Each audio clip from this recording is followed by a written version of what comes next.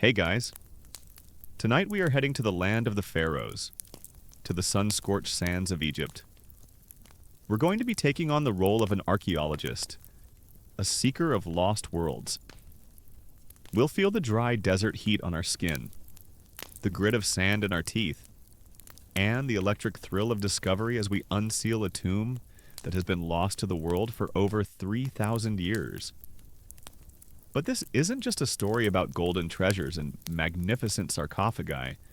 We're going to be looking for the things that are often left out of the museum placards, the strange, the unsettling, and the truly disturbing discoveries that tell a darker, more complex story about life and death on the banks of the Nile.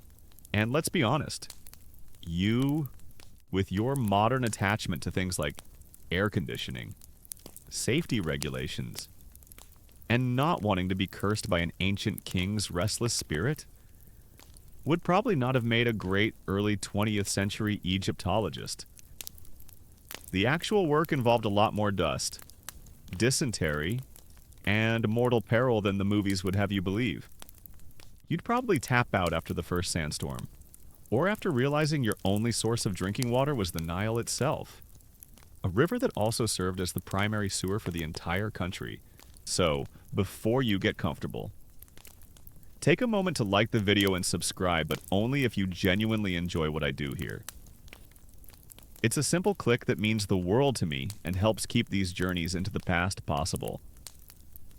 And, as is our tradition, I would love to see where in the world you're listening from tonight. Please post your city or country and the local time in the comments. It's always a thrill to see our global community of history buffs settling in for the night. Now, dim the lights. Maybe turn on a fan for that soft background hum.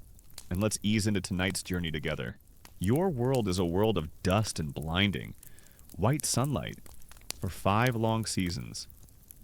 You have been digging in this valley, the Great Valley of the Kings, a place that should be the heart of Egyptian archaeology, but which for you has yielded nothing but disappointment. The great tombs, you have been told, have all been found. The valley is exhausted, a picked-over carcass. Your financial backers in England are growing impatient. Their letters are becoming less frequent, their tone cooler. You are running out of time, and you are running out of money. You are digging in a spot that every other archaeologist has ignored. It lies in the shadow of the tomb of a much greater pharaoh, and the ground here is covered with the remains of ancient workers' huts. Everyone has assumed that the bedrock beneath these huts is barren, but you have a hunch, a whisper of a clue from an old papyrus that hints at a forgotten royal burial. You are staking the last of your reputation and your funds on this one. Final, desperate gamble. The work is slow and grueling.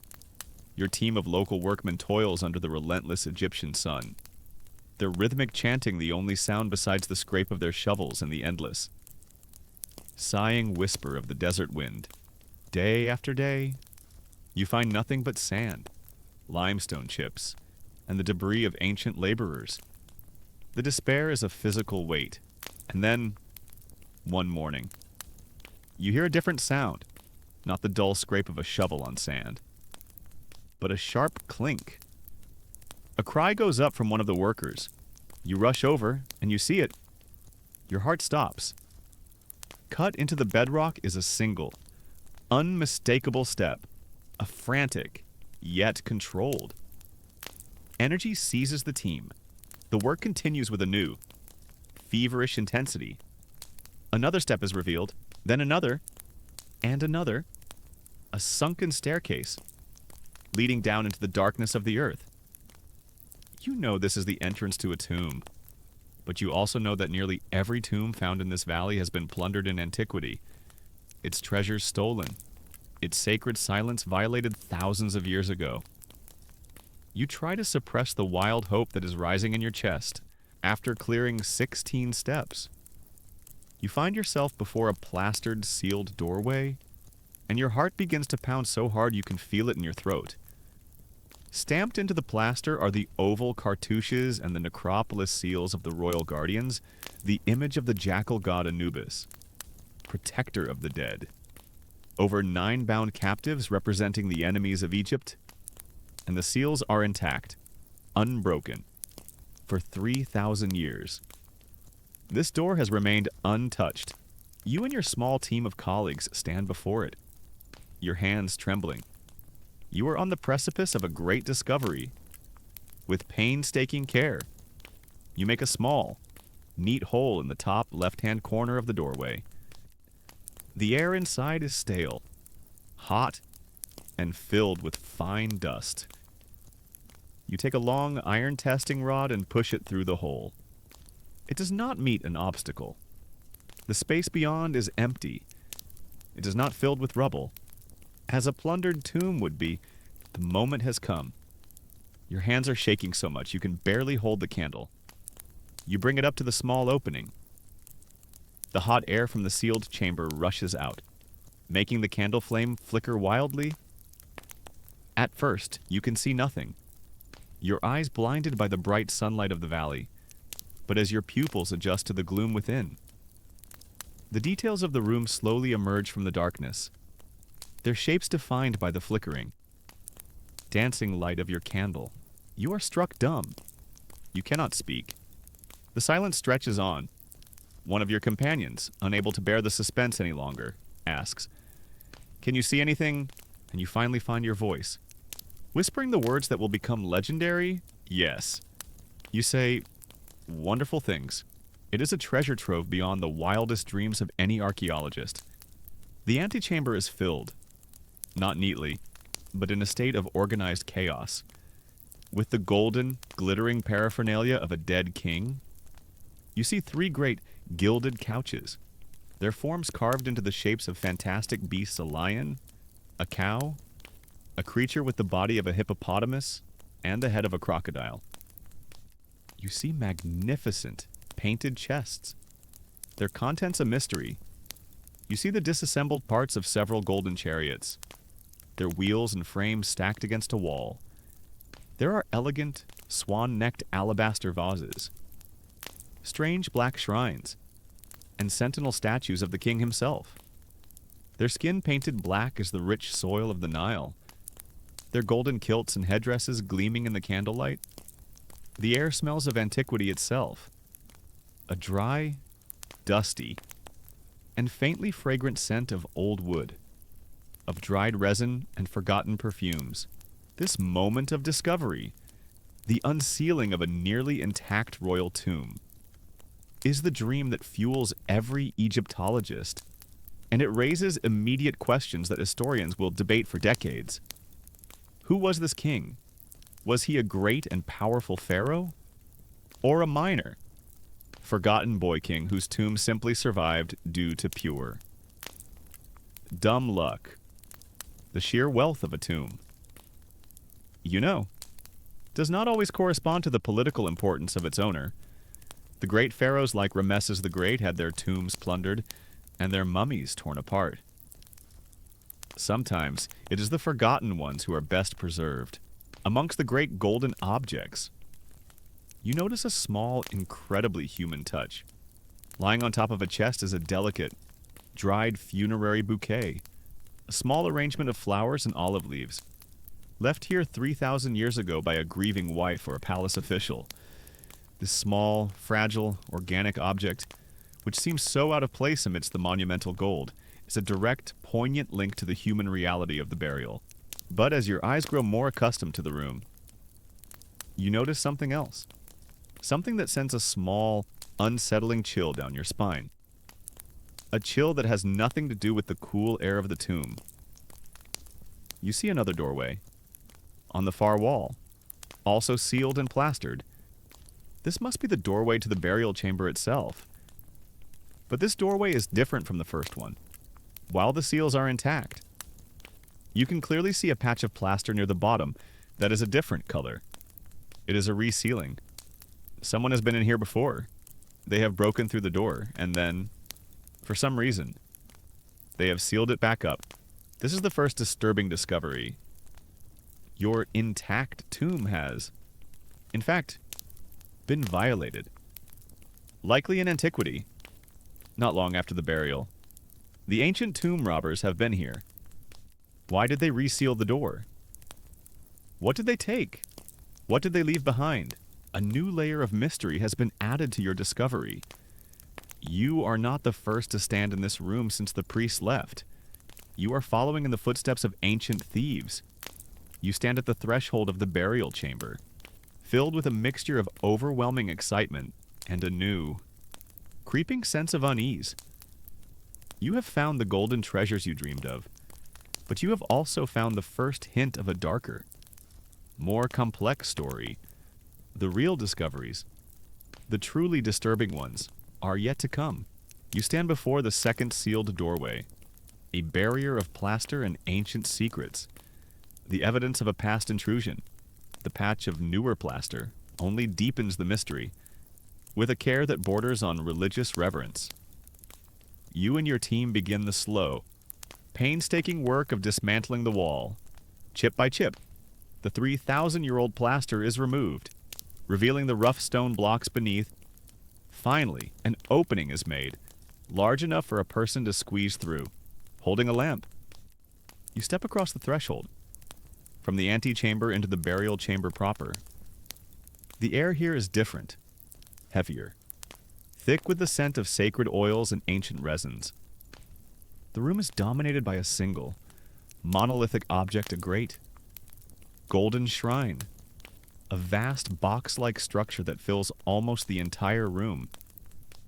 You know that within this shrine, there will be another, and another within that. A series of nested golden boxes protecting the sarcophagus at their heart. It takes weeks of meticulous, nerve-wracking work to disassemble these shrines. Finally, you stand before the sarcophagus itself. It is a masterpiece carved from a single, massive block of quartzite, its surface covered in protective inscriptions and the images of guardian goddesses. With a system of ropes and pulleys, you and your men slowly, carefully, raise the massive multi-ton lid. Inside, another treasure awaits. A coffin, shaped in the effigy of the king, made of gilded wood. Its face, a serene portrait of a young pharaoh, is made of solid gold, its eyes inlaid with obsidian and quartz. You open this coffin, only to find another, even more magnificent one within, also of gilded wood. And within that, you find the final, innermost coffin, forged from over 200 pounds of pure, solid gold. The lid of this final coffin is lifted, and there he is, your pharaoh. He is not the glorious, golden figure depicted on the outside of his coffin. He is a small, shrunken, blackened figure, caked and hardened, dark resin that was poured over him in a final anointing. He is wrapped in countless layers of fine linen bandages, and tucked within the wrappings are dozens of beautiful, protective amulets of gold and lapis lazuli. The sight is both breathtaking and deeply, profoundly sad. You have reached the end of your long search. You have found your king. And now, your work as an archaeologist, as a scientist, requires you to perform the final, ultimate desecration. You must unwrap him. You must peel back the layers of his sacred protection to see the secrets his body holds. It feels less like a scientific procedure and more like a violation, but it must be done. As you begin the slow, delicate process of cutting away the ancient, brittle linen, you begin to uncover the gruesome, disturbing craft of eternal life, the reality of mummification. This is not a process of gentle preservation. It is a brutal, invasive, and visceral form of ritualized butchery, designed to defeat the greatest enemy of the ancient Egyptians' decay. As you unwrap the layers, your scientific knowledge allows you to reconstruct the steps that were taken on this body 3,000 years ago in the Wabet, the pure place where the embalmers did their sacred, grisly work. The first step was the removal of the brain. The ancient Egyptians believed the heart, not the brain, was the seat of intelligence, emotion, and the soul. The brain was considered useless, a kind of cranial stuffing that had to be removed, as it would be the first part of the body to liquefy and rot. The first step in preparing for a successful afterlife was to have your brain scrambled and pulled out through your nose with a hook. The Egyptians clearly felt that overthinking your eternal destiny was not a good way to start. The method was ingenious and horrifying. An embalmer would take a long, bronze or iron hook, an instrument that looked something like a knitting needle, and he would force it up the deceased's nostril. With a sharp tap, he would break through the thin, delicate ethmoid bone that separates the nasal cavity from the cranial vault. He would then insert the hook into the brain itself and whisk it back and forth, scrambling the soft tissue into a semi-liquid state. The head of the corpse would then be tilted forward, and the liquefied brain would simply pour out through the nose. Any remaining stubborn pieces would be pulled out with the hook. The empty skull cavity would then often be rinsed out with palm wine and filled with strips of linen or molten resin to help it maintain its shape. The brain, the organ of thought and dreams, was unceremoniously discarded. Thrown away with the other waste materials of the process, the next step was the evisceration, using a sharp, ceremonial knife made of obsidian, a sacred stone. An embalmer would make a long incision on the left flank of the body. Through this single cut, he would reach inside the body cavity and remove the internal organs. The stomach, the liver, the lungs, and the intestines were all pulled out. As their high water content would lead to rapid decay, the only major organ that was almost always left in place was the heart. The heart, the ibi, was the center of all life, intelligence, and personality. It was the witness to all of a person's deeds in life. The deceased would need their heart for their final judgment in the Hall of Two Truths, where it would be weighed on a scale against the feather of Mayat, the goddess of truth and order. A heavy heart, weighed down by sin, would be devoured by a terrible monster. A light heart would grant the deceased passage into the eternal afterlife.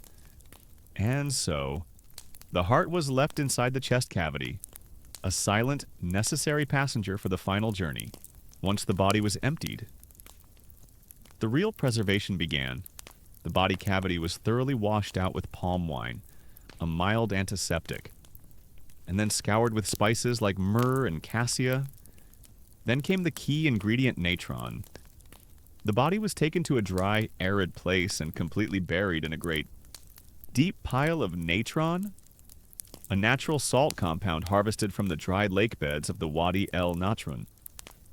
Natron is a powerful desiccant, and it drew every last drop of moisture out of the body's tissues. The body would be left in this great salt pile for 40 days, a period of purification and transition. When it was removed, it was a shrunken, leathery, and utterly desiccated husk. But it was perfectly preserved. It was a human jerky, cured in the great, dry salt bed of the desert. The final stage was the wrapping. This was an art form in itself. The now dry, stiff body was carefully cleaned and anointed with a complex mixture of fragrant oils and hot, liquid resin, which acted as a final, protective, waterproof shell. Then began the wrapping, a process that could take over 2 weeks. Hundreds of yards of fine linen bandages were used, wrapping each finger, each toe, each limb individually, before wrapping the entire body as a whole, between the layers. The priest would place dozens of magical amulets, the sacred scarab beetle for rebirth, the Jejed pillar for stability, the Eye of Horus for protection and healing. They would often write spells from the Book of the Dead directly onto the linen wrappings themselves. A user's manual for navigating the perils of the underworld. You and your team work for days, carefully removing these layers, documenting every amulet, every inscription. The air in the tomb fills with the strange, dusty, and spicy scent of the ancient resins. Historians and paleopathologists will one day debate the exact details of this process. The accounts of Greek historians like Herodotus are our best written source. But are they entirely accurate? Did the process vary over the centuries? Or between social classes? The physical evidence of the mummies themselves is the best source, but even that is often ambiguous. You are uncovering not just a body, but a wealth of data that will fuel this debate for generations. Finally, the last layer of linen is removed. You are left with the fragile, dark, leathery form of the pharaoh himself. He is smaller than you imagined. Shrunken by the dehydration process, you have uncovered the gruesome, physical craft that lay behind his civilization's great obsession with eternity. You have seen the brutal reality of a process designed to cheat death, but as you look upon the desiccated king, you notice the neat, stitched-up embalmer's incision on his left flank. You know his body is an empty shell, and you know that his organs, the parts of him that were considered vital for his existence in the next world, are not gone. They are here, somewhere in this room. Your eyes are drawn to a magnificent calcite chest in the corner of the burial chamber. You walk over to it. You lift the heavy lid, and inside, you see them. 4 beautiful, sealed alabaster jars, their lids carved into the shapes of 4 different heads. You have found the king's canopic jars. The journey of the king's body may be over, but the separate, sacred journey of his internal organs is about to be revealed. You have unwrapped the king. You have peeled back the layers of time and linen to reveal the fragile, mortal form of a man who was once a god on earth. You have looked upon the gruesome, methodical craft of his eternal life. His body lies before you, an empty vessel. But the ancient Egyptians believed that for the soul to be whole in the afterlife, the body must also be whole, at least in a magical sense, and his body is not yet complete. You turn your attention to the magnificent alabaster chest you discovered in the corner of the burial chamber. It is a work of art in itself, its surface gleaming in the lamplight, with a sense of profound reverence. You and your colleagues carefully lift the heavy lid. Inside, nestled in 4 perfectly carved compartments, are 4 stone jars. They are canopic jars, the sacred vessels designed to hold the pharaoh's internal organs, his travel companions for eternity. This discovery is not a surprise, but a confirmation of one of the central and most fascinating aspects of Egyptian funerary belief. The body was a collection of essential parts, and for the afterlife journey to succeed, those parts had to be preserved and protected separately. It is a strange concept to your modern mind, the idea that you have to pack your own organs like luggage for a long trip. You've just found the world's oldest and most elaborate set of Tupperware. Each container is for a different leftover. Except the leftovers are the king's internal organs. You reach into the chest and carefully lift out the first jar. It is cool and heavy, carved from a single piece of translucent alabaster. The lid is carved into the shape of a human head, with a serene, bearded face. This is Imseti, one of the 4 sons of the great god Horus. Each of these 4 divine sons was tasked with protecting one of the king's vital organs, and each, in turn, was protected by a powerful goddess with painstaking care. You work to break the ancient resin seal on the jar's lid. It finally comes loose. You lift the human-headed lid, and a puff of ancient air, thick with the scent of dried natron, myrrh, and cedar oil, escapes.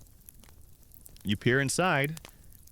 There, resting at the bottom, is a small, dense, linen-wrapped package, caked in dark resin. It looks like a miniature mummy. This, is the king's liver, the organ believed to be the seat of emotion.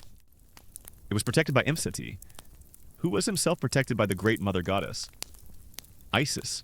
You place the lid back on the jar and turn to the second one. Its lid is carved into the head of a baboon. This is Hapi, the guardian of the lungs. You open it and find another small, resin-caked bundle. The lungs, the very breath of life, were considered essential for the afterlife. The deceased would need to breathe the sweet air of the field of reeds, the Egyptian paradise. and so his lungs had to make the journey with him.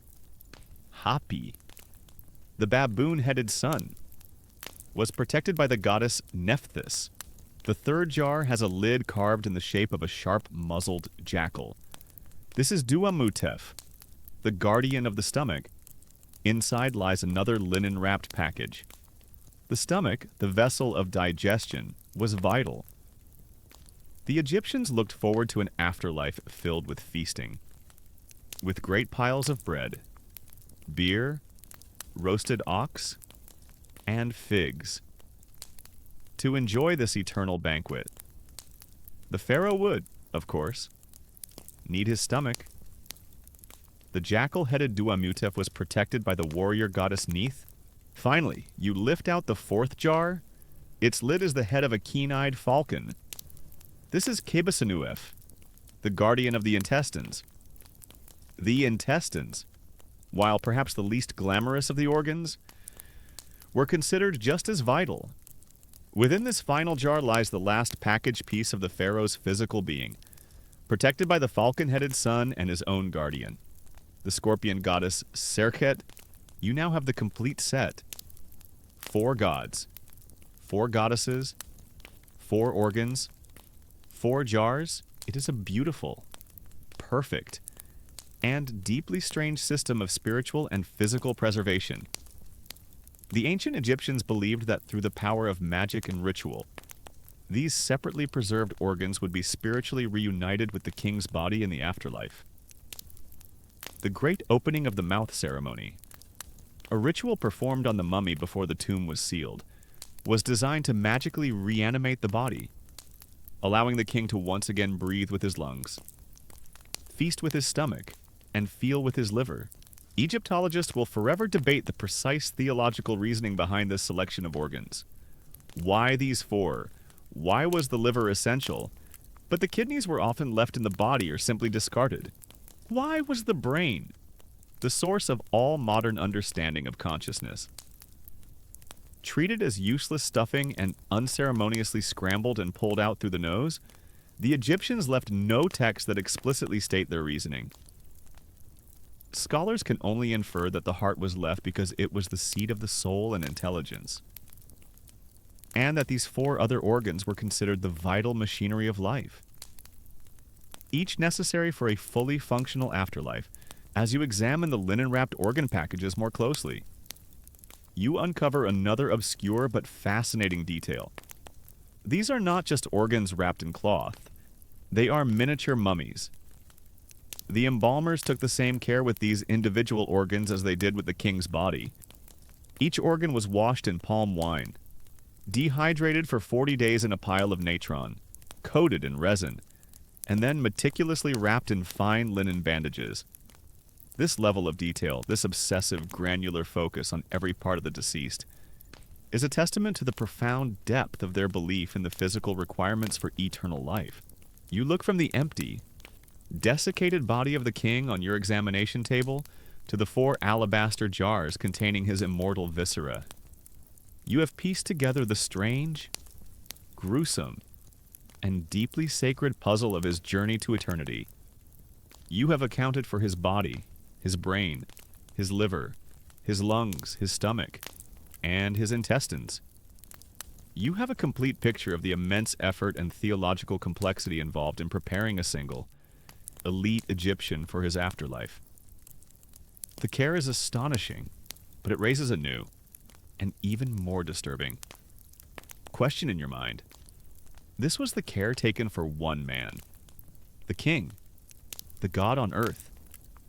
What about the people who served him? The courtiers, the servants, the soldiers who were a part of his life? What was their afterlife journey? Like, did they receive their own careful mummification, their own sets of canopic jars? You look around the magnificent, treasure-filled tomb, and you realize that there are no other tombs here. There are no other sarcophagi, and a new, chilling thought begins to form in your mind. Perhaps the king's servants did not need their own tombs. Perhaps their journey to the afterlife was a much more direct and much more brutal one. Perhaps In the earliest days of this civilization, their journey was to die with their king and to be buried alongside him, not as honored individuals, but as part of his funerary equipment. You are about to discover the most disturbing ritual of all the reality of the retainer sacrifice. You stand in the burial chamber of the New Kingdom Pharaoh, a room filled with golden treasures and the quiet, orderly remnants of a highly sophisticated funerary faith. You have seen the care taken to preserve the king's body, the meticulous packing of his internal organs, the beautiful amulets designed to magically protect him.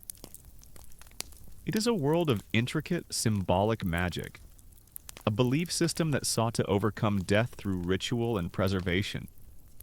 It is complex and strange, but it is the journey of one man alone. But as you catalog these golden artifacts, your mind drifts. You are an archaeologist, and your knowledge is not confined to this single, magnificent tomb.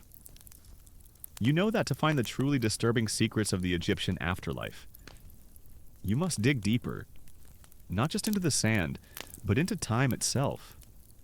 You must leave the relative familiarity of the New Kingdom, with its magical spells and amulets, and travel back more than 1,000 years. To the very dawn of the pharaohs, to the brutal, foundational moments of this civilization. Let us leave this valley of the kings.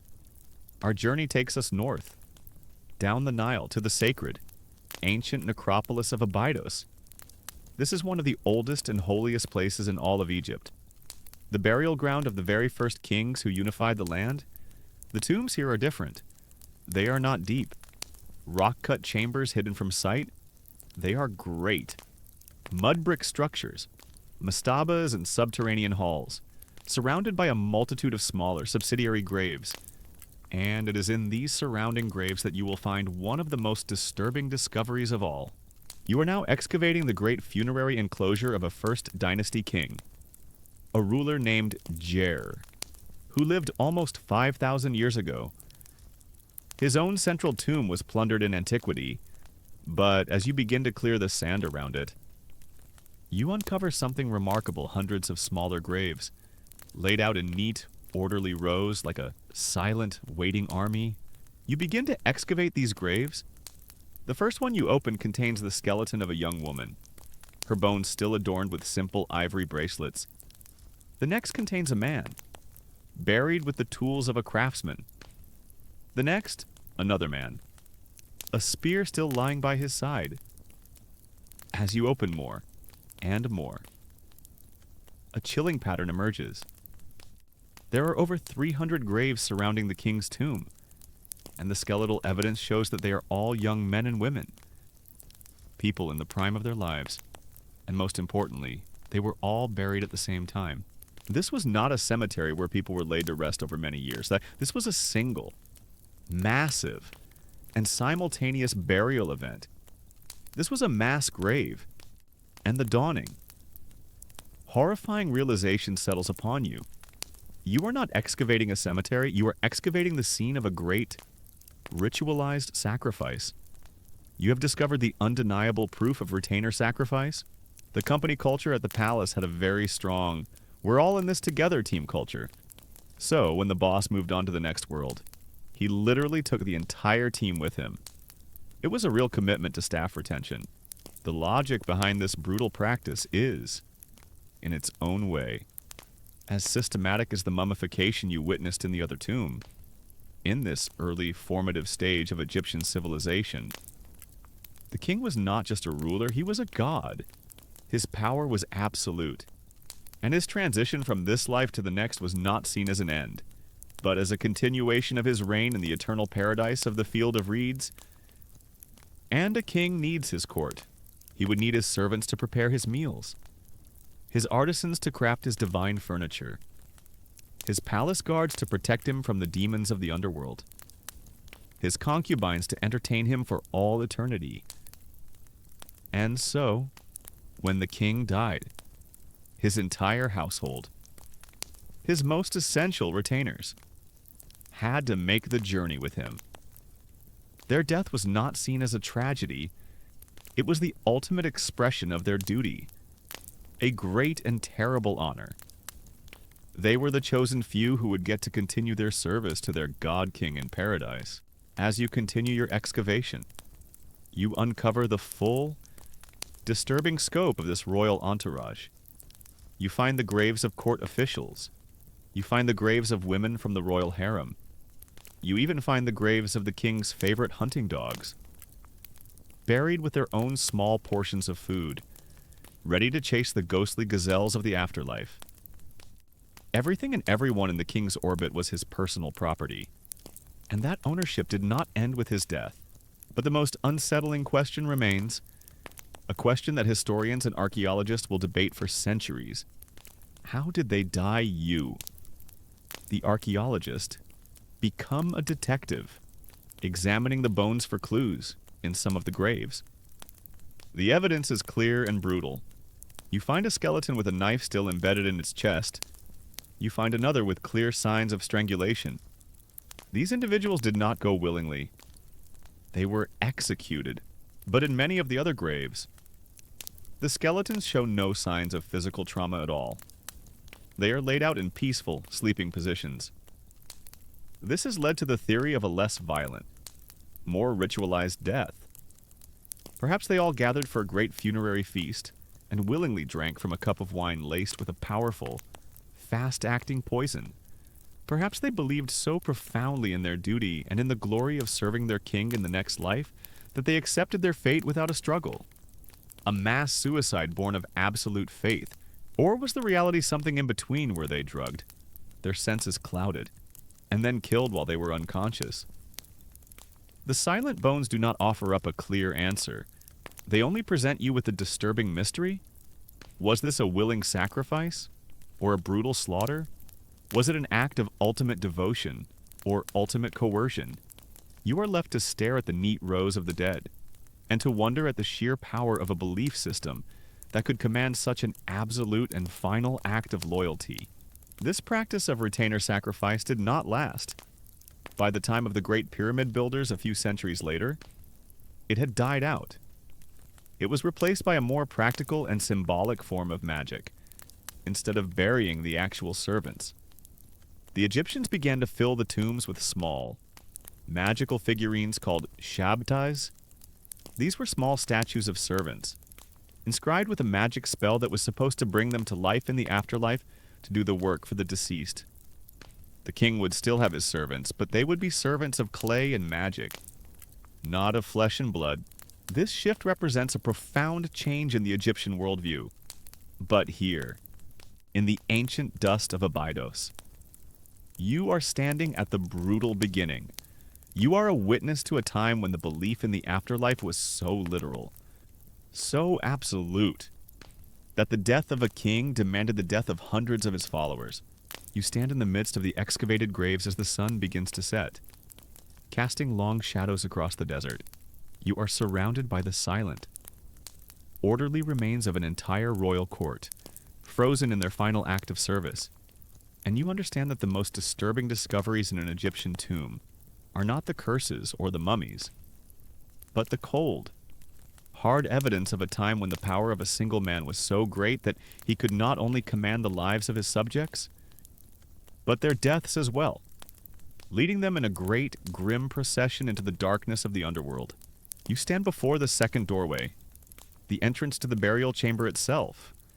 The evidence of ancient tampering, the rough patch of replastering, fills you with a mixture of excitement and unease. Before you break this final seal, your duty as an archaeologist, as a careful scholar of the past, is to document everything. You turn your attention to the inscriptions that surround the doorway, the holy hieroglyphs carved and painted onto the wall. These are the guardians of the tomb, the words of power meant to protect the king's eternal slumber. These are the terrible curses. The popular imagination of your own time is filled with lurid tales of the pharaoh's curse, a mystical force that strikes down any who dare to disturb the dead. But you know that the reality is both more mundane and more psychologically interesting. You are about to decipher not a magic spell, but a sophisticated form of ancient psychological warfare, with your lamp held close. You begin the slow, painstaking work of translating the hieroglyphs. The symbols are beautifully carved, filled with vibrant color that has not faded in 3,000 years, and the message they convey is one of stark, brutal menace. As for any man who shall enter this my tomb in his impurity. You read, your voice a soft whisper in the silent antechamber. I shall seize him by the neck as one seizes a fowl. It is a direct, personal threat from the dead king himself. The inscription continues, laying out a litany of horrors that will befall any intruder. The crocodile shall be against him in the water. The serpent shall be against him upon the land. He who would do anything evil against my corpse. The great God shall not accept his white bread, and his soul shall be destroyed forever. The threats are aimed at the deepest fears of an ancient Egyptian. It is not just about a painful death. It is about total annihilation, both here and in the afterlife. The curse promises that the intruder's own afterlife will be forfeit. He will have no heir to carry on his name. His house will fall into ruin. His memory on earth will be erased, and his soul will be devoured by the demons of the underworld. You're translating the text around the door. It's a standard welcome mat, it says. Hi there, please don't enter. If you do, your neck will be wrung like a goose's and you will be eaten by a crocodile. Have a nice day. You realize that these curses were not intended for a foreigner like you, a man from a distant future who does not share their beliefs. They were intended for a very specific audience, the ancient Egyptian tomb robber. The men who plundered these tombs were not outsiders. They were local workmen, quarrymen, sometimes even the priests and officials themselves. They were men who believed, with all their hearts, in the same gods, the same afterlife, the same system of magical justice as the king whose tomb they were violating. These inscriptions were designed to strike terror into the heart of such a man. They were meant to make him feel the eyes of the gods upon him, to make him fear not just the punishment of the pharaoh's guards if he were caught, but the eternal damnation of his own soul. It was a powerful deterrent, an attempt to build a wall of pure, religious dread around the king's treasure, and the threats were not just spiritual. As you continue your careful examination of the corridor leading to the sealed door, you discover the physical manifestations of these threats. Your workmen are clearing a section of the floor when one of them cries out.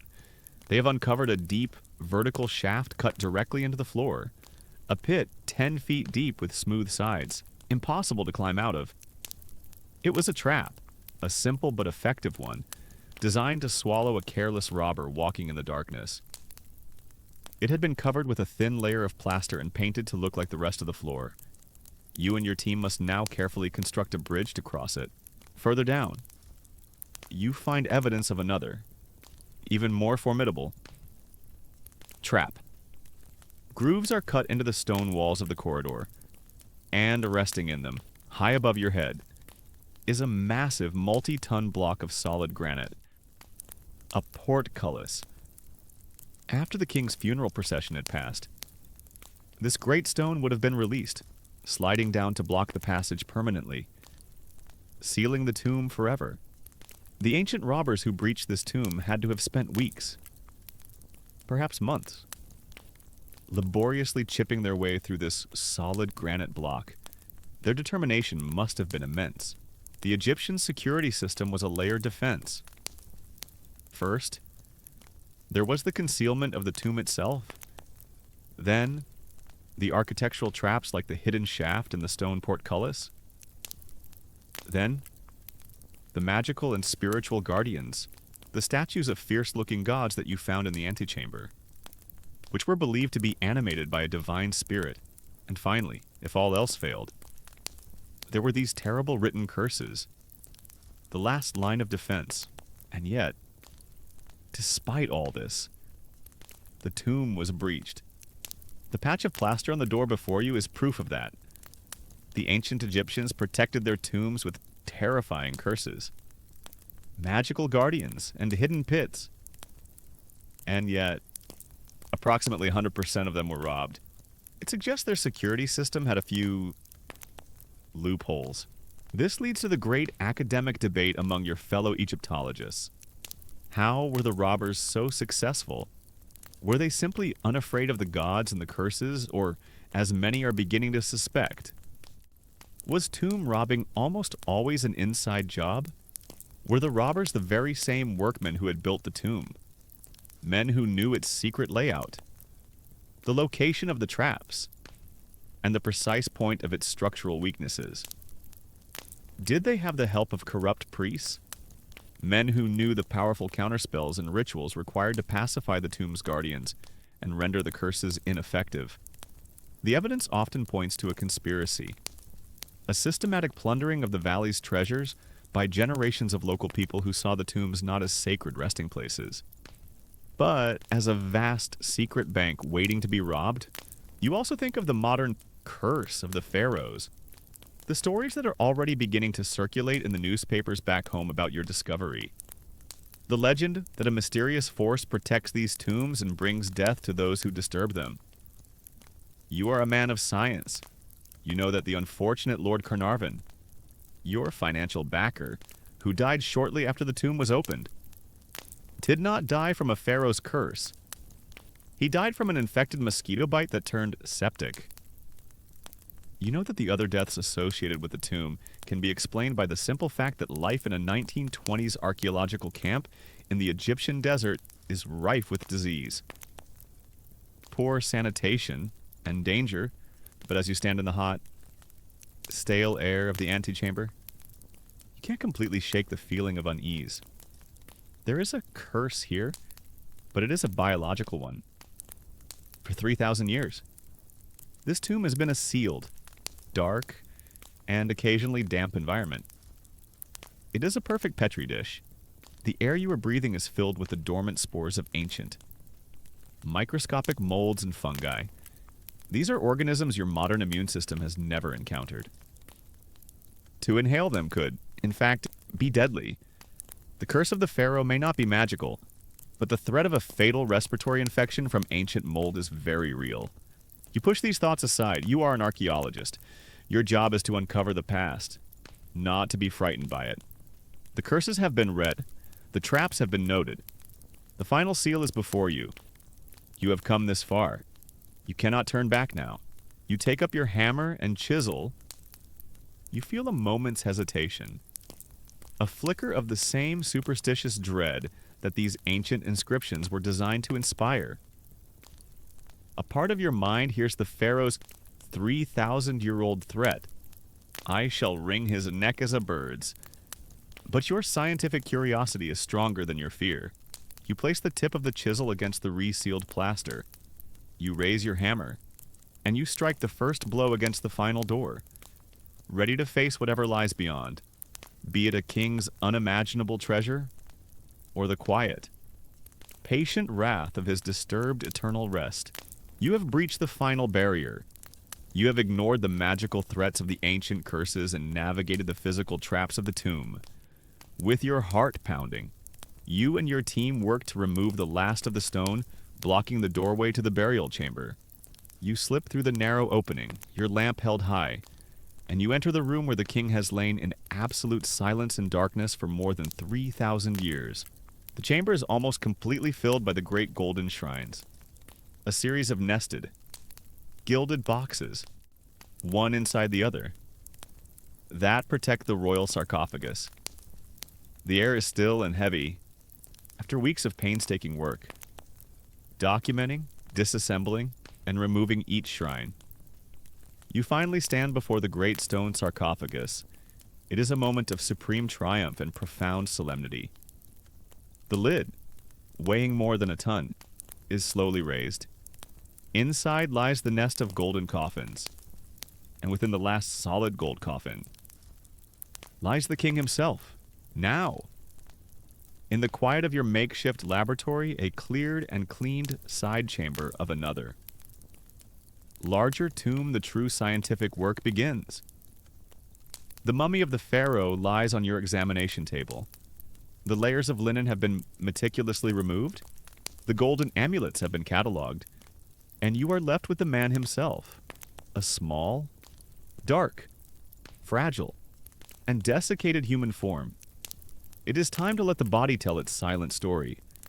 And as you begin your examination, you discover that the life of a god king in ancient Egypt was not one of serene, divine perfection. It was a life of immense, grinding, physical pain. You begin with his bones. The idealized statues and temple reliefs all depict the pharaoh as a perfect specimen, tall, broad-shouldered, eternally young and powerful. The skeleton before you tells a different, more honest tale. You examine his spine. The vertebrae are compressed and lipped with the telltale growths of severe osteoarthritis. This man, your king, suffered from chronic, debilitating back pain. The condition was likely exacerbated by a lifetime of riding in bumpy, unsprung chariots and the physical demands of royal ceremony. You find other old injuries. There is a poorly healed fracture on one of his ribs, and another on his collarbone. These are the injuries of a violent life. Were they sustained in battle, leading his troops against the Hittites or the Nubians, or were they the result of a high-speed chariot accident? A common and dangerous pastime of the Egyptian nobility. You cannot know for sure, that you only know that this body, presented in art as a flawless vessel, was in reality a map of old, painful injuries. Then you examine his teeth, and you uncover one of the most common and miserable afflictions of ancient Egyptian life, from the pharaoh in his palace to the farmer in his mud brick hut. Almost everyone suffered from terrible dental problems. You look into the king's mouth and you see teeth that are worn flat, ground down almost to the gum line. The reason for this is simple sand.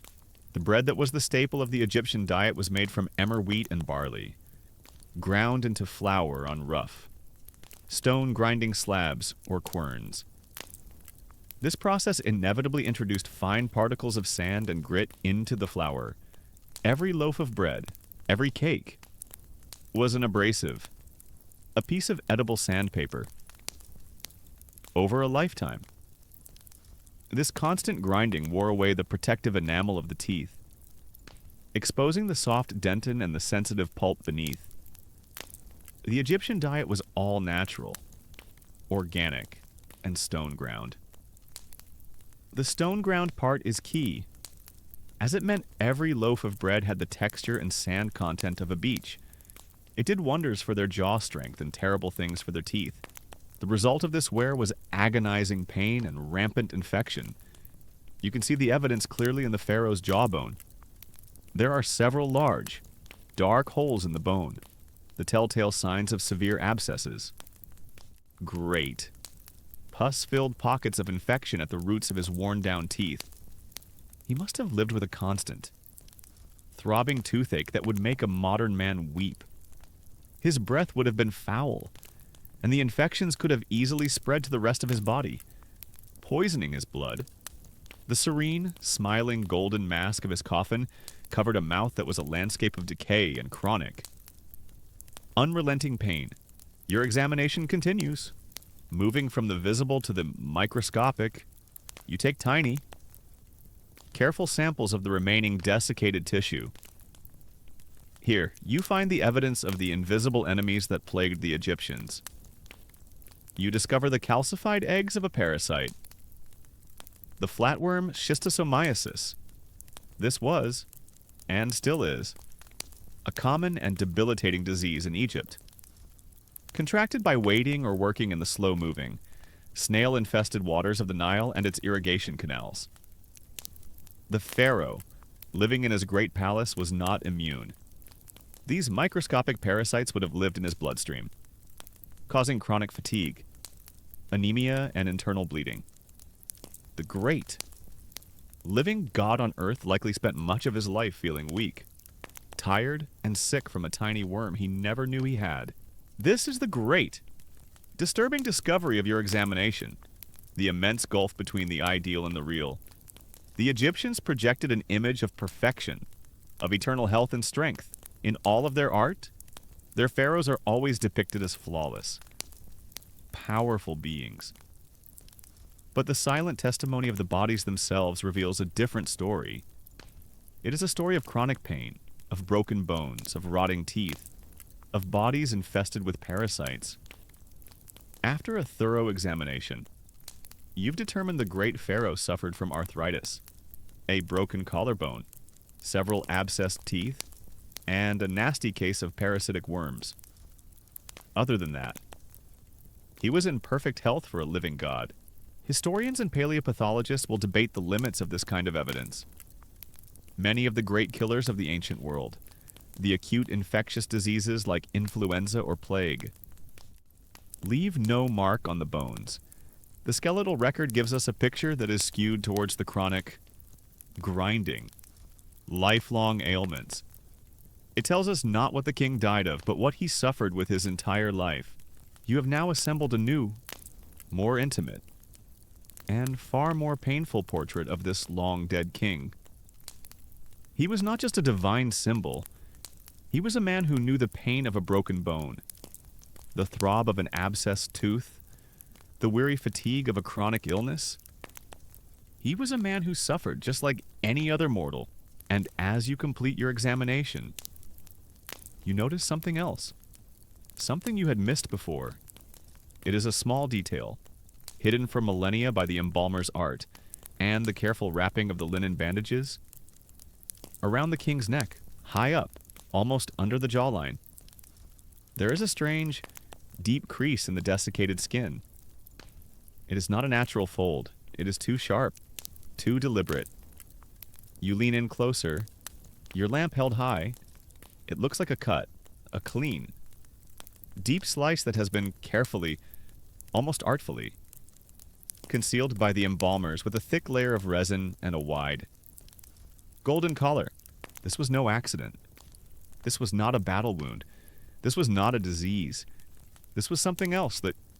This was something violent, and something that happened at the very end of his life.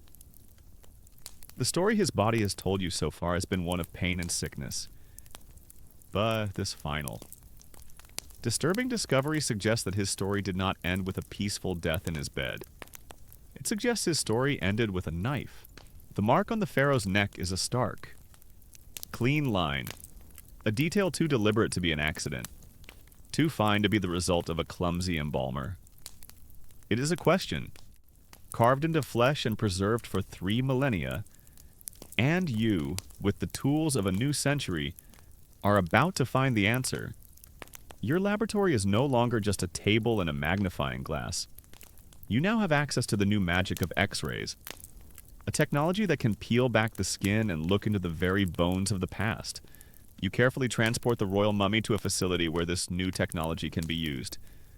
The images that come back are shadowy, ethereal, but they are unambiguous. They reveal what the embalmer's careful art had concealed. The cut on the neck is deep, terrifyingly so. The X-ray shows that the blade severed the windpipe, the esophagus, and the major arteries. This was not a superficial wound. It was an instantly fatal, non-survivable blow, delivered with brutal efficiency from the front. This was no battle wound. This was no accident. This was an assassination. You have just performed the world's oldest autopsy and discovered the cause of death was an acute case of getting stabbed in the throat. You have uncovered a 3,000-year-old murder. The identity of your pharaoh has long been confirmed by the inscriptions on his coffins.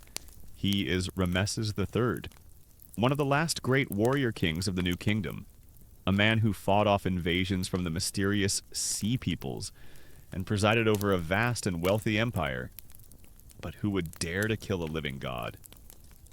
And how did they get close enough to do it?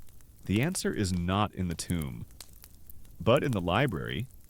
You turn to the great papyri, the textual records that have survived from Ramesses' reign, and you find the story. It is a tale of palace intrigue, of jealousy, and of ambition. It is known as the Harem Conspiracy for centuries. Egyptologists have known of this plot from a document called the Judicial Papyrus of Turin. This papyrus is the official court record of the trial of the people who tried to overthrow the king. But it was always tantalizingly ambiguous about one key point. Did the plot succeed? Did they actually manage to kill the king? Or did he survive and preside over the punishment of his would-be assassins? Historians have debated this for generations. But you, with your X-ray images, now hold the missing piece of the puzzle? You know the plot succeeded. Rameses III was murdered. Reading the papyrus now is a completely different experience. It is no longer a historical curiosity. It is the living testimony of a murder plot that you have just solved. The story it tells is a shocking one. The conspiracy was led by one of Rameses's secondary wives, a queen named Tia. Her motive was simple and timeless. She wanted her own son, a prince named Pentawere, to inherit the throne instead of the officially designated crown prince. Born to the chief queen, she was not alone. She recruited a vast network of co-conspirators. There were high officials of the court, the very men who should have been most loyal to the king. There were military commanders, harem officials, and a number of the women of the royal harem themselves. It was a conspiracy that reached into the very heart of the palace, and it was not just a plot of simple violence. The papyrus reveals that the conspirators also turned to black magic. The pantry chief and several other officials were accused of making wax figurines of the king and other guards, and of creating magical spells and potions designed to weaken and harm their victims from afar. It was a multi-pronged assault. Using both the blade and the curse, the plot to kill the pharaoh was a complex affair involving disgruntled officials, a scheming queen, and a team of magicians who were apparently trying to defeat the king using black magic and some very angry wax dolls. The plot was discovered. The trial was swift and absolute. The papyrus records the fates of dozens of conspirators, 28 of them, including the highest-ranking officials, were found guilty and condemned to death. The text states that they were left to take their own lives, likely by poison. Right there in the courtroom, others were executed, and some lower-level participants had their noses and ears cut off as a mark of their shame. But what of the two central figures, Queen Tae and her son Pentawere? The papyrus is strangely silent on their ultimate fate. But now, armed with your new forensic knowledge, you can begin to piece together the rest of the story, and it leads you to another, even more disturbing discovery. You turn your attention to a collection of other royal mummies, found years ago, cached together in a single, hidden tomb for protection from robbers. Among them is one that has baffled Egyptologists for decades. It is known simply as Unknown Man E. You unwrap this strange, anonymous mummy. The first thing you notice is that he was not mummified with the usual care. He was not properly eviscerated. He was simply dried out.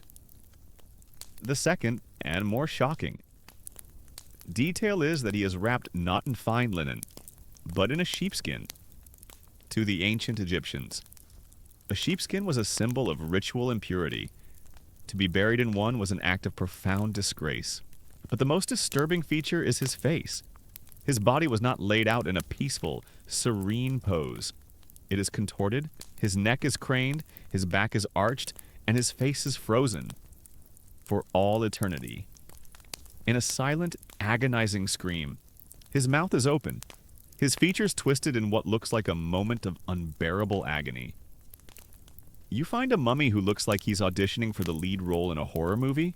For years, no one knew who this man was, or what terrible fate had befallen him. But now, with modern science, you have a new tool, DNA analysis. You take a sample from this screaming mummy, and you take one from the mummy of Rameses III, and you make the connection. They are father and son. Unknown Mani, the screaming mummy, is Prince Pentawere, the failed usurper. The entire tragic story is now complete.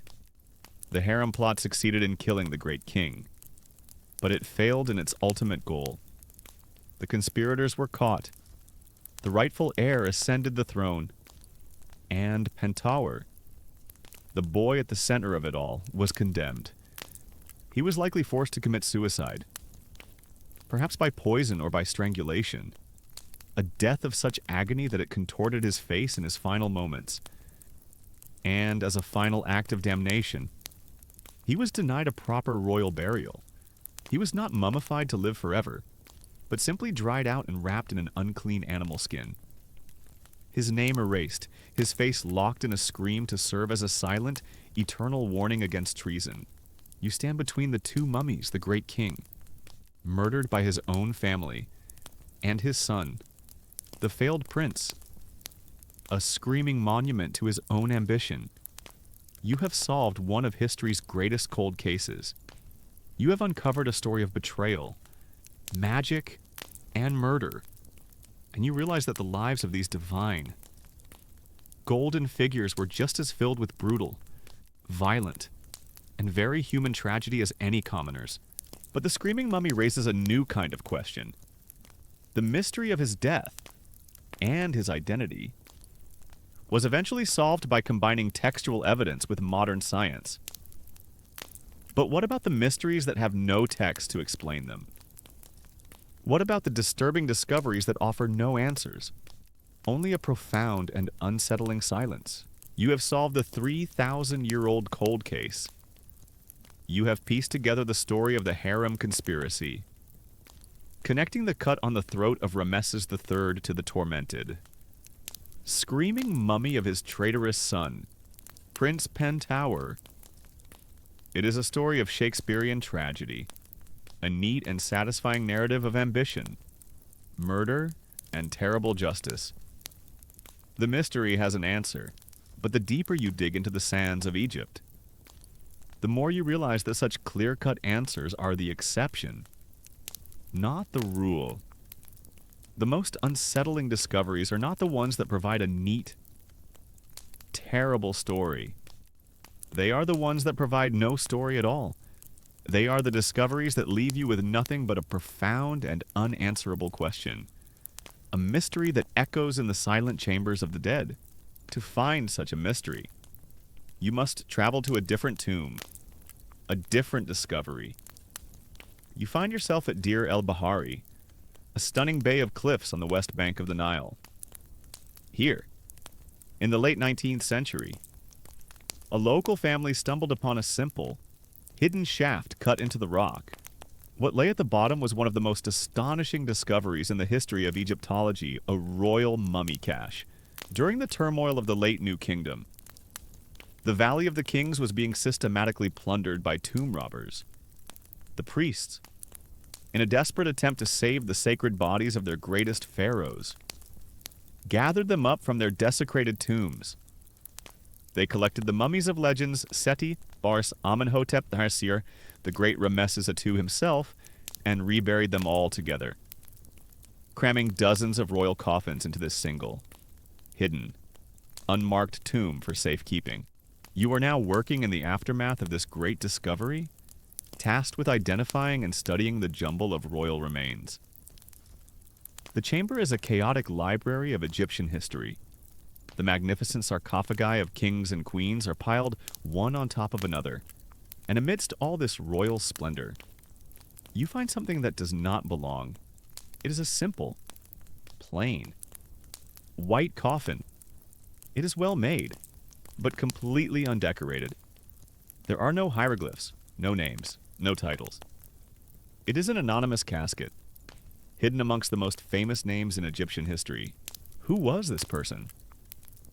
Someone of immense importance, to be included in this royal rescue mission, but also someone whose identity was deliberately, or perhaps hastily, erased. A deep sense of mystery surrounds the plain white coffin. With immense care, you and your team pry open the lid. The mummy inside is that of a woman, but she is not lying in the serene, peaceful repose of the other royal mummies. Her body is contorted, her head is thrown back, her neck arched, and her face is frozen in a silent, eternal scream. Her jaw is wide open, her lips pulled back from her teeth, the muscles of her face locked in an expression of unendurable, agonizing terror. It is a deeply, profoundly disturbing sight. It is not the peaceful face of someone who has passed into the serene afterlife. It is the face of someone who has stared into the abyss, and the abyss has stared back. She is known to history as Unknown Woman A, but she is better known as the Screaming Woman. You are a scientist. You begin your examination, searching for a cause, but the mystery only deepens. You examine her bones, her tissues. There are no signs of violence, no broken bones, no wounds, no obvious cause of death. You are left with only the scream itself. What could have caused such a final, horrific expression? You are left with only theories, each one more unsettling than the last. The first and most lurid theory is that she was poisoned.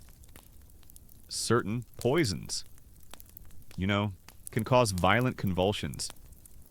A seizing of the muscles that could, perhaps, lock the face in such a rictus of agony? Was she a victim of a palace intrigue? Like Rameses III, but killed with a substance that leaves no trace on a mummified body?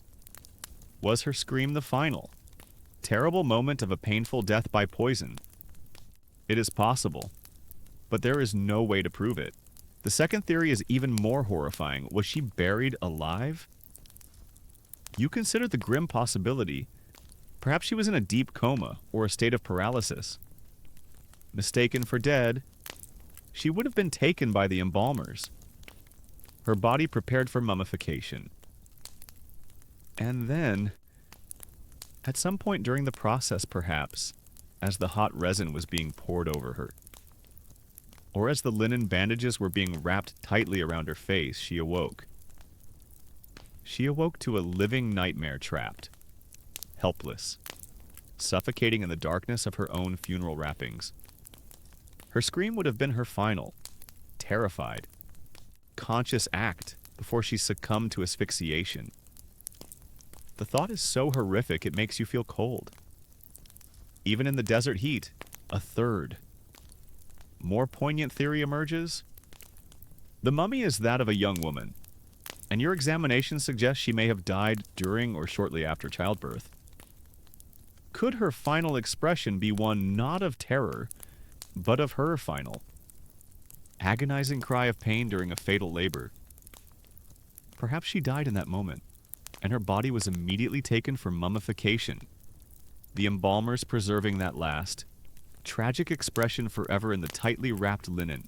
But there is a final theory, the one favored by scientists, and in its own way, it is the most unsettling of all, for it offers no grand, tragic story. It is the theory of simple anatomy and gravity. It is the theory of taphonomy, the study of what happens to a body after death, when a person dies. The jaw muscles relax. If the head is unsupported, it will naturally fall back, and the jaw will drop open. In the meticulous process of royal mummification, the embalmers would normally tie a strip of linen under the chin and over the head to keep the mouth closed during the 40-day drying process.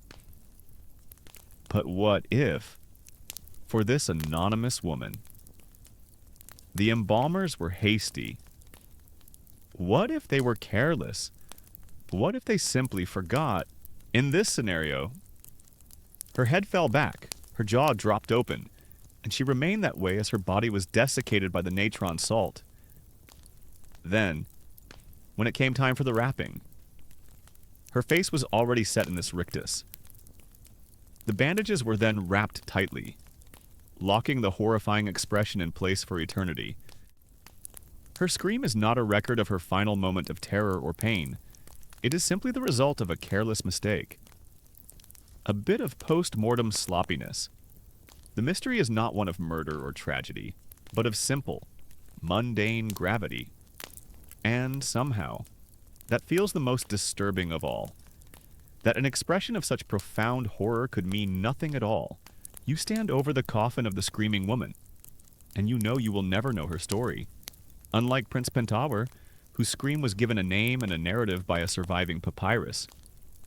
Her story is lost forever. Her identity is gone. Her history is erased. All that is left is the scream itself. A silent, 3,000-year-old question mark. The screaming mummies are a flashpoint for debate among Egyptologists. Are they tantalizing clues to lost stories of murder and dark rituals? Or are they simply the natural results of decomposition and occasional carelessness? The human desire for a dramatic story often clashes with the more prosaic, scientific explanations. But the power of these mummies lies in that very ambiguity. You have uncovered something far more unsettling than a simple story of murder. You have uncovered a piece of history that refuses to give up its secrets. You have found a pure, distilled emotion terror. Or agony? Or perhaps just a trick of gravity preserved perfectly in human form. It is a reminder that for every story you can piece together from the tombs, there are 1,000 others that are lost to an eternal, unsettling silence. The mystery of the screaming woman, unknown man E, and the murdered king.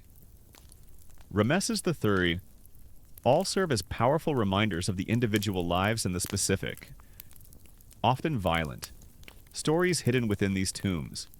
But for every tomb that provides a neat, if tragic, narrative, or a profound, unanswerable question, there are 100 others that tell a much more common, and in its own way, more disturbing story. It is the story of greed, of desecration, and of a peace that was shattered not by magic, but by a hammer and a crowbar.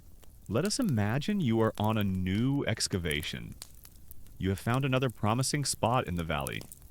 Once again, you uncover a hidden staircase leading down into the bedrock. Once again, the thrill of anticipation, the hope of finding another untouched sanctuary, fills your heart, but this time, your hope is quickly extinguished. The plastered doorway at the bottom of the stairs is not intact. There is a large, ragged hole smashed through its center. The necropolis seals are broken. You know, with the sinking heart of an archaeologist who has seen this 100 times before, that you are not the first to arrive.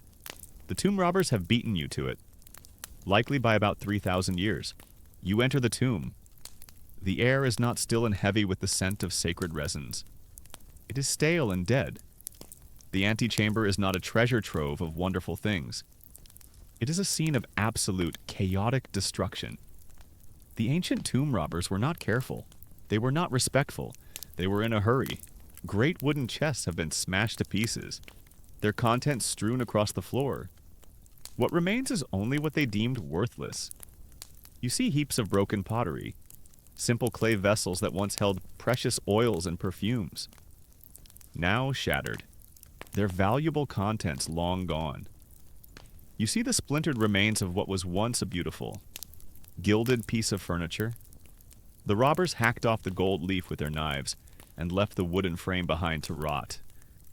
You see piles of fine linen, once carefully folded, now tossed aside and trampled underfoot. The tomb is full of priceless historical artifacts. These artifacts mainly consist of broken pottery and the overwhelming sense of disappointment. As you sift through the debris, you find traces of the robbers themselves. You find the blackened stub of a torch made from twisted linen, dropped in their haste. You find a broken water jar they left behind on one of the walls. You see a crude figure of a man scrawled in charcoal, ancient graffiti, a final, mocking insult to the dead king, with a heavy heart. You move towards the burial chamber. The great stone door that should have sealed it has been toppled from its hinges and lies shattered on the floor. You step inside, and the scene of desecration is even worse. The great sarcophagus is there, but its massive lid has been pushed aside. Askew. The beautiful nested coffins that should be inside have been ripped out and lie in a splintered heap in the corner. They have been attacked with a savage fury. The faces have been hacked off to get at the golden masks. The semi-precious stone inlays have been pried out. It is a scene of pure, brutal avarice. And then you see the king himself, or what is left of him. This is the ultimate, most disturbing discovery in a plundered tomb. The mummy has been dragged from its coffin and torn apart. The robbers were not interested in the body, only in the treasures hidden within its wrappings. They were looking for the golden amulets, the jeweled collars, the rings on the fingers. In their frantic, greedy search, They have treated the sacred corpse of the God King as nothing more than an inconvenient container. The linen bandages are shredded, pulled away with a violence that has ripped the limbs from the torso. The head has been torn from the body, perhaps to more easily remove a golden neck adornment. The ribcage is broken open. It is the final, terrible indignity, the central purpose of every ritual, every prayer, every stone laid for this tomb. Was the preservation of the physical body so that the soul could live forever? The robbers, in a few hours of frantic, greedy work, have utterly destroyed the king's chance at eternal life. They have not just killed his body, they have murdered his soul. You, the archaeologist, now become a different kind of detective. You are not solving a palace conspiracy. You are investigating a millennia-old robbery, and you begin to ask the same questions that Egyptologists have asked for over a century. Who were these men? The popular image is of desperate peasants, driven by poverty to risk the wrath of the gods and the pharaoh's guards, but the evidence often points to a different story. The scale and efficiency of the robbery before you suggests something more. It suggests an organized team of men who knew exactly what they were doing. They knew how to bypass the architectural traps. They knew which walls were the weakest, and they likely knew the magical spells and rituals needed to placate the tomb's spiritual guardians. To deactivate the curses you so carefully documented in the other tomb. The evidence from ancient court documents. The famous tomb-robbing papyri from the late New Kingdom confirms this. Tomb robbing in the Valley of the Kings became a massive, systemic problem. An illicit industry that often involved the very officials, priests, and necropolis guards who were paid to protect the tombs. It was the ultimate inside job. The corruption was endemic, and the punishment, if they were caught, was as severe as the crime was sacred. The state took tomb robbing as a direct assault on the divine order. On the very concept of kingship, a captured robber would be subjected to brutal interrogation, which meant torture.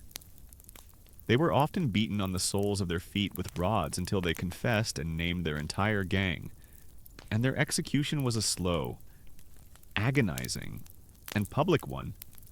They were often put to death by impalement forced onto a sharp, pointed stake and left to die in the hot sun. A gruesome warning to any who would follow their path, but for every robber who was caught. It seems 100 succeeded. The sheer wealth inside these tombs was a temptation that few could resist. A single golden amulet could feed a family for a year. The treasures from one royal tomb could make an entire network of corrupt officials rich beyond their wildest dreams. You stand in the ruins of this king's afterlife, surrounded by the debris of his eternity. There is no gold here, no wonderful things. There is only a profound sense of sadness and loss. You have discovered not a treasure, but a tragedy. A story of human greed so powerful, it was willing to defy the gods, the king, and the very concept of eternal life. All for a few handfuls of portable wealth. You realize that the greatest danger to the pharaohs was never a supernatural curse from the world of the dead. It was the simple, timeless, and utterly predictable avarice of the world of the living. And as you stand here, a modern man sifting through the wreckage of this ancient crime, a new, unsettling thought begins to form in your own mind. You, too, are here to take things from this tomb. Your motives are different. You tell yourself, you are here for knowledge, not for gold. But you are still removing objects from their sacred resting place. You are still disturbing the dead. The line between your own scientific work and the ancient crime you are investigating begins to feel uncomfortably. Disturbingly thin, you stand in the ruins of a king's eternity, a crime scene 3,000 years old. You have sifted through the debris left by ancient looters, and you have pieced together a story of greed and desecration. You feel a sense of righteous anger on behalf of the long-dead pharaoh whose eternal rest was so brutally violated. You tell yourself, are different. You are a man of science. You are a preserver of history. You are here not to rob, but to rescue. Let us return, then, to the first tomb, the one you found nearly intact. The tomb of the boy king, filled with its golden treasures. Your work here is not finished. After months of painstaking photography, of cataloging every single object, the time has come to empty the tomb, you and your team, with a reverence the ancient robbers lacked. Begin to pack the artifacts. Each one is a treasure. The magnificent gilded couches, the alabaster vases, the golden shrines. You carefully wrap a small, inlaid gaming board, the pieces for the game of Senet still in their drawer. You pack a beautiful golden pectoral, a piece of jewelry meant to lie on the king's chest, and as you do this, you justify your actions with the noble language of science and preservation. These objects, you tell yourself, are too precious to remain here. Hidden in the dark, they belong to the world. They will be taken to a great museum in London or Paris or New York. There, they will be safe. They will be studied. They will be admired by millions. They will teach future generations about the glories of this ancient civilization. You are not a thief. You are a savior. But as you lift one of the king's ceremonial shields, a disturbing thought begins to whisper in the back of your mind. You look at the images painted on the shield. The king is a sphinx, trampling his enemies. To you, this is a magnificent piece of art, a historical document.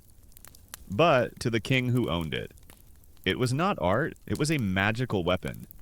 An object imbued with divine power that he would need to fight the demons of the underworld by taking it from his tomb. Are you disarming him for his most important battle? You move to the canopic chest. You carefully pack the 4 alabaster jars, the sacred vessels containing the king's liver, lungs, stomach, and intestines. They will make a wonderful museum exhibit.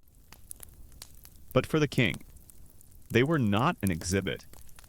They were essential pieces of his own body, packed for a journey, without which he could not be made whole in the field of reeds.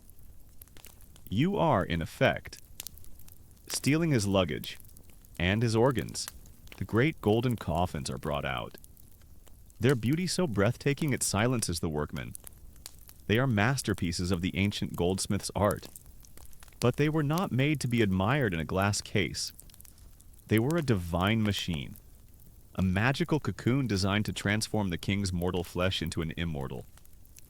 Divine being, an Osiris. By removing them, you are dismantling the very engine of his resurrection. The final and most profound act of desecration is the removal of the mummy itself. The ancient robbers tore the mummy apart to get at the gold. You will do it with more care, with the slow, methodical precision of a scientist. You will take it back to your laboratory. You will unwrap it. You will study its bones, its tissues. You will learn about the king's health, his age, his diet. You will gain an immense amount of knowledge. But to the king, to his Ka, his life force, his spiritual double, this is the ultimate violation. His body was his final anchor, his eternal home, and you are stealing his house. This is the great, disturbing secret at the heart of your own profession. This is the academic debate that will rage for a century after you are gone. Is archaeology a noble science that illuminates the past? Or is it simply the final, most efficient, and most self-righteous form of tomb robbing? Are you truly different from the ancient man with the crowbar, or are you just a thief with a better education and a more sophisticated justification? The history of your own field. This golden age of Egyptology is a history of colonial acquisition. You are a European, working in Egypt with the permission of a government controlled by your own empire. The treasures you unearth will not stay in Egypt. They will be packed into crates and shipped down the Nile to Alexandria, and from there they will sail to fill the great museums of the West. This is a common historical fact of your time. You are a participant in a great, systematic transfer of one country's cultural heritage to another. One night, You are in your tent in the Valley of the Kings. The day's work is done. You are cataloging some of the smaller finds from the tomb. You pick up a small, polished bronze hand mirror. It is a simple, elegant object. You turn it over in your hands, and you happen to catch your own reflection in its dark, cloudy surface. You see a face you barely recognize. It is your own, yes, but it is a stranger's face. It is sun-darkened and leathery, your skin lined from squinting in the brilliant desert light. Your eyes are tired, filled with the dust of 3,000 years, and in that moment, looking at your own reflection in an object stolen from a dead man's house, you see the truth. You see the long, unbroken line of it all. You see the ancient thief, his face illuminated by a flickering torch, his heart pounding with greed as he breaks through a plastered wall. You see the ancient priest, his face etched with a grim piety, as he gathers up the mummies of his kings and hides them in a secret pit, disturbing their rest to save them. And you see yourself, the man of science, your face illuminated by a kerosene lamp, carefully wrapping a golden amulet in cotton wool, preparing it for its long journey to a museum. All of you, for different reasons, greed, faith, knowledge, are disturbers of the dead. All of you are tomb robbers. This is the final and most disturbing discovery of all. It is not an artifact. It is not a story of a murder or a curse. It is a moment of profound, unsettling self-realization. You came here to uncover the secrets of the past, and you have ended up uncovering a secret about yourself. You are the final link in a long chain of violation. You are the last thief in the tomb. The reflection in the ancient mirror fades. The image of the weary archaeologist, wrestling with the ghosts of the past and the ethics of his own work, dissolves into the quiet of the night. His journey of discovery is over. Let the dust of the valley settle, and the treasures of the pharaohs return to their long, silent sleep. Bring your mind back now, from the sun-baked sands of Egypt to the cool, soft comfort of your own bed. The world of tombs and curses, of mummies and gold, is a world of distant history. You are here in your own time, in your own safe and quiet space.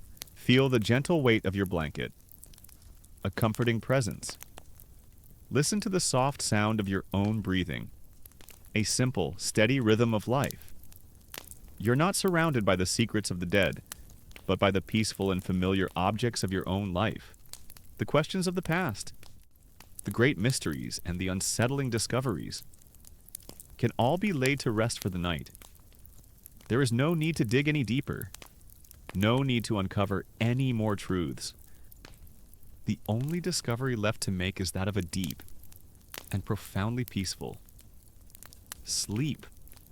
Allow the quiet to envelop you, and let yourself drift away into a calm and dreamless rest.